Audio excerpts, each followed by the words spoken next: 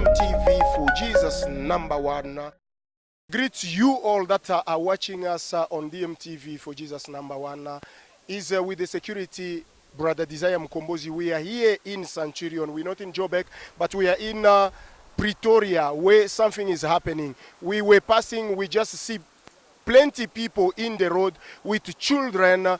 These people, they look so tasty, and when you see their face, they are very angry, and others, they look suffers and desperate. And then we just tell ourselves, okay, let's just stop and see what is happening. And we see people, there are many. We'll try to choose one of them and try to ask him some questions so that we will know, you and me, what is happening here. I've got one of the lady here, which I will call. How are you, Mama? Well, thanks. You seems very, very tired. What is your name to those ones are watching you on DMTV? My name is Aline Bukuru. Aline Bukuru, can you tell us where are you staying? How did you find yourself here? And why you look so desperate and tired? Yeah, I'm from Cape Town, Western Cape. Yeah, I'm here because of the situation that refugees they are going through. And the reason I'm looking tired, we slept here since yesterday. Yeah, we are here, and as human being, you know that is not so easy to sleep outside. That is why I'm looking tired. And then you sleep tired. We can see the boxes down here without a blanket. There is no facilities here, and there is not even a tap of water. How are you living? And you were here since yesterday, what time, until today on these conditions? Yeah, we arrived here since yesterday around 7:30 in the morning. Yeah, and as you can see, these boxes here, which is laying here outside of this UNHCR, United Nations High Commission for Refugees. We are here outside because we are saying enough is enough due to what we are going through. Okay, can you tell to the people that are viewing you, what are you guys going through and why you decided to come here? You says you will die here when the solution is not given. What is going on and why are you here? Yeah, normally most of people here, they left their home because of persecution, and most they are refugees and some foreigners, and we are here. The reason is because this ongoing xenophobia. Refugees, they are going through this situation since 2008, and there's nothing has been done on this serious issue. And this issue, it's going on, and it looks like it's want to become a massacre. And on our own, we can see these things. It has been come like a culture for local people to attack refugees, to loot their belongings, to do all kind of abuse, because there's no justice for refugees, because there's nobody there outside who's standing for refugees. There's no human right there which is standing for refugee. Normally in this country, people, they came here because they know that this country, there is justice. They left because of ongoing injustice, persecution in their country, come seeking refuge from South Africa, but refugees, they found that they are not safe.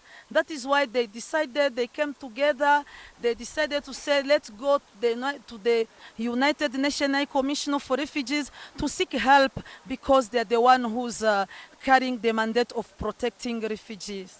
Okay, before we came here, brothers are watching us from Australia, America, and Europe. Everyone is watching us everywhere you are. We know that the South African government here, they're not assisting with anything, any foreigner. When you don't have paper at the Home Affairs, you need to pay 13,000 rand for you to have a asylum seeker.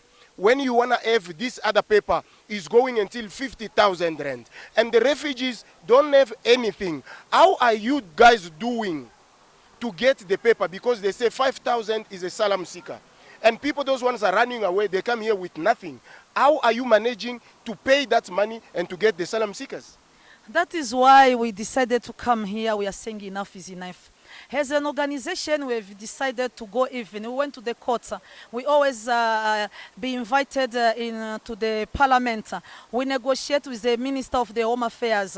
Even recently, on 20th of August, we were in the parliament with this new Minister of Home Affairs, Aaron Muswaled, who used to be the health minister. We were talking about all this issue, but there were no solution. So according to that, it's a lot. Gathering here is not only about killing.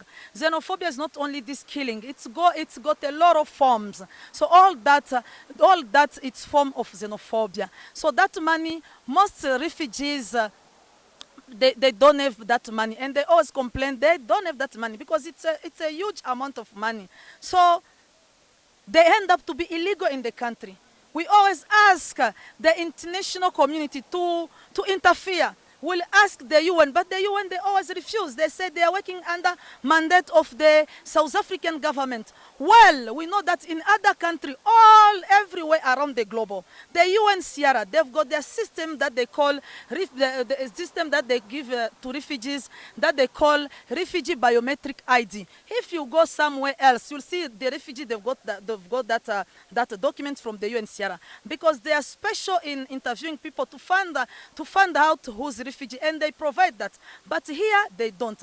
Refugee, they end up being served with this Home Affairs, which is a department of South African of South Africa. So they end up really being abused because majority of local, they are not ready. They don't prepare to serve the refugee accordingly. They end up to staying in the country illegal. That is why we said, no, it's a lot.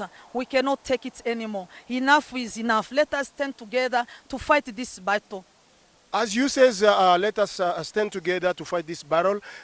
What is the government saying? What is the decision from the UNHCR? And what is the decisions of the police? Because these police, we saw them, they're only coming and stopping the foreigners. When their brothers and sisters are killing foreigners, they're not doing nothing. Tell us, from the side of the government, the police and the UNHCR, which assistance you did get until now? You know, on the government, is not so easy because these things is starting on the top. I remember this recently here on this xenophobic attacks that happened this time for us to come here.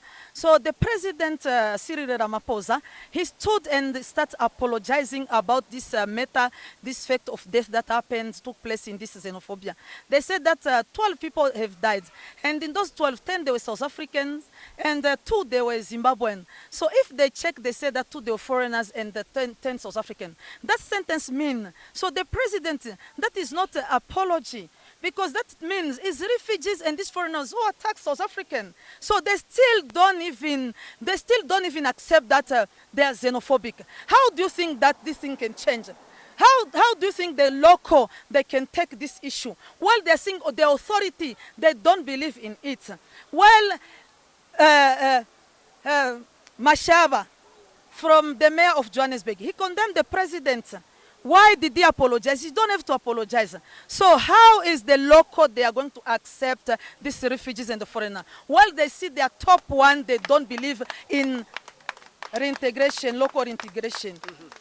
Okay, that is very terrible because you can't apologize and say sorry for the people that they lost their life. Saying sorry is to bring them back. Saying sorry without giving any solution, people sleeping outside and lost their life is not a very good story. As you following, you going through life on DMTV, there is people are watching you Australia, Canada, America, and Europe. What are you seeking to them as a help outside of the country, because it's like the government of South Africa is forsaking you guys? We are asking everybody to stand in this matter, because refugees, they cannot do it alone. We need the international community to interfere. We need the Human Rights Watch to interfere, because they are there to advocate for this vulnerable, for every kind of human being.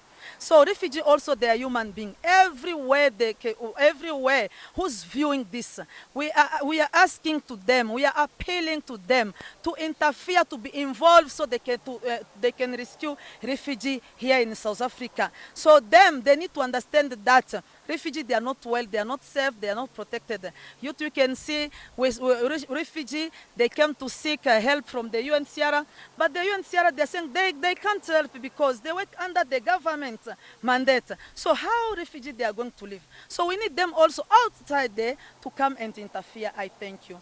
They need outsider to come and interfere because it's like the government and the UNHCR, they're working hand to hand without not helping the foreigners in South Africa.